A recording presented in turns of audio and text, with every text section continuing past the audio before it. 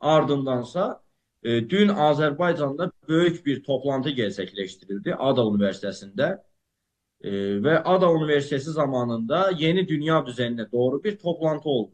Bizim Cumhurbaşkanımız İlham Aliyev e, ev sahipliği etti ve konuşmasında ona Kuzey Kıbrıslı e, Dışişleri Bakanlığından Cumhurbaşkanına bağlı bir soru unvanlandı ki Kuzey Kıbrıs'la ilgili ne düşünüyorsunuz diye ve bizim Cumhurbaşkanımız e, bizim üç kardeş devletimizin yaptıklarına karşı olarak bunu söyledi. Dedi ki bizler Kuzey Kıbrıs Türk Cumhuriyeti'nin yanındayız ve bu davada onların yanında olacağız.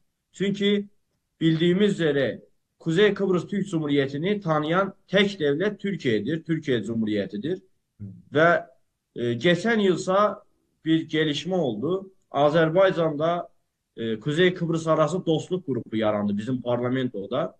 Evet. Ve bu parlamentonun başkanı olduğu bizim milletvekilimiz Cavanşir Feyziyev. Cavanşir Feyziyev'in başkanlığında ilk defa Mayıs ayında e, Kuzey Kıbrıs'a bir resmi sefer oldu.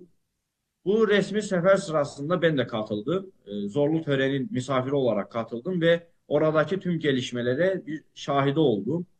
Mesela artık Azerbaycan'da tüm Türk devletleriyle ilgili toplantılarda Kuzey Kıbrıs bayrağı her zaman dalgalanır. Çünkü çoğu devlet bunu yapamaz. Çünkü Kuzey Kıbrıs'ı tanımadığı için. Ama biz bunu yaptık. Aynı zamanda